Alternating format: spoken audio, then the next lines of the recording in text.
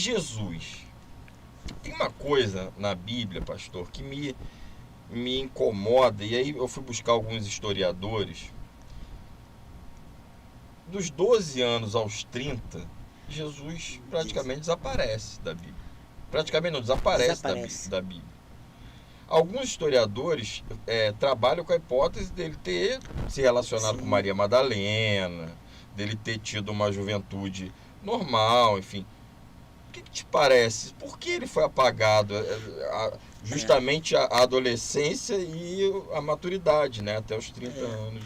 Jesus aparece na infância, no bar mitzvah, no fundo é isso, não é isso? No início da vida, de uma certa entrada no que vai ser a vida adulta, naquele momento, 13, 14 anos, que era isso. As mulheres se casavam com essa idade, 13 anos e tal.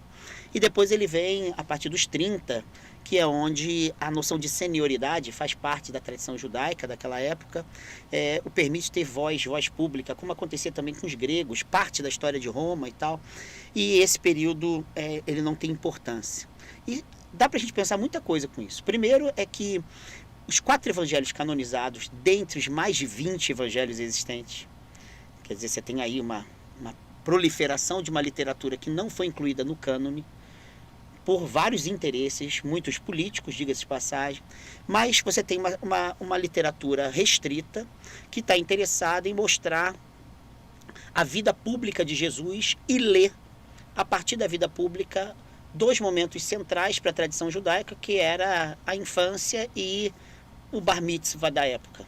Só isso. Isso é uma possibilidade de interpretação plausível, muito boa, legal. A outra é você pensar que a tradição cristã não suporta o ordinário. E isso é importante, a beça. A gente não consegue ver a extraordinariedade do ordinário, sabe? Então, a preparação, o tornar-se humano de Jesus de Nazaré, se ele foi para a Índia, como alguns autores supuseram, Santo Issa, como se diz, aprendeu na Índia, eu gostaria que ele aprendesse na África, até porque ele foi para o Egito. O Egito é africano, não é um país africano. Então, a gente gosta muito do Oriente. De alguma maneira a gente anestesia o nosso racismo em relação à África, mas Jesus, ele esteve, segundo o relato da juventude, da infância, ele esteve na África. Então, isso é importante. Eu espero que ele tenha ido para a África, entende? Como muitos gregos antigos aprenderam com matemáticos da atual Etiópia e do atual Egito. E qual o problema? Assim como Israel passou 400 anos no Egito, isso tem uma influência na tradição de Israel muito grande, segundo os relatos da própria Bíblia judaica, Tanar. Então, a gente não sabe. Agora, o importante é a gente pensar, por que é que a gente tirou a maior parte da vida de Jesus do nosso mapa? E aqui que eu acho que está o mais importante de tudo. Eu não sei se você sabe de uma história que é contada por Aristóteles, sobre Heráclito de Éfeso, grande filósofo do devir, do fluxo. Nós nunca nos banhamos no mesmo rio 2 vezes, aquela coisa bonita, Bessa. Ele diz que certa vez Heráclito de Éfeso estava em casa e era inverno. E estava com frio desgraçado, e ele estava na frente de um forno se aquecendo, e 2 garotos quiseram surpreender o filósofo para ver o que ele fazia, porque ele era chamado em grego de ho skoteinos, o obscuro. Então, aquela imagem do filósofo viajando na maionese, sabe? Todo mundo tinha isso do Heráclito. Aí os 2 jovens chegaram lá e viram o Heráclito se aquecendo no forno. Porra, e os caras ficaram na merda. Falaram, porra, que decepção. A gente achou que ele estaria com a mãozinha assim, sabe? Rodando, sabe? Pensador, olhando pro céu, vendo estrelas. Esse imaginário nosso. Aí, ele percebeu os 2 e percebeu que os 2 estavam pensando que ele era ordinário demais. E aí ele chegou e falou assim, entrem, e aponta pro forno e diz assim, também aqui os deuses se fazem presentes. Isso significa que a nossa tradição ocidental, greco-romana, judaico-cristã, ela sempre fez o ordinário desaparecer da nossa frente. O forno não é lugar do sagrado, da divindade, do profundo. E a gente apagou a adolescência de Jesus, a entrada na nossa vida adulta, porque na vida adulta da época era outra faixa etária, a gente apagou isso. E eu acho que isso é um sintoma da consciência religiosa, de várias tradições religiosas, inclusive de terreiro. é que a gente divorciou o ordinário do extraordinário. A gente não consegue ver a grandeza do ordinário, de comer um pão de queijo lá da sua empresa, entende? De estar aqui batendo um papo com você, de falar merda, de rir junto, de tomar um chopp. Sabe, a gente acha que isso é um apêndice da existência. Isso não é um apêndice, isso é central. Então, eu não sei para onde Jesus foi. Gostaria que ele tivesse ido para a África de novo, sabe? Para aprender com o xamanismo africano. Eu adoraria. Ou mesmo na Índia. Maravilhosa, tem tanta coisa bonita. Talvez Jesus tenha se beneficiado bastante. Aliás, o que se chama de budismo, os budismos já existiam, né? Século VI a.C., ele lá 6 séculos depois, talvez ele possa ter se beneficiado de tantas tradições bonitas na Índia.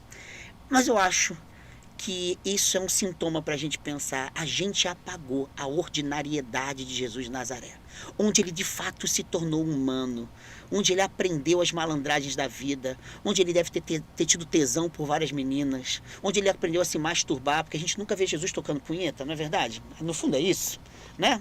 A gente nunca viu Jesus tocando punheta, né? A gente transformou Maria em mãe, não em esposa, mulher, com tesão, com desejo. José, um pai postiço.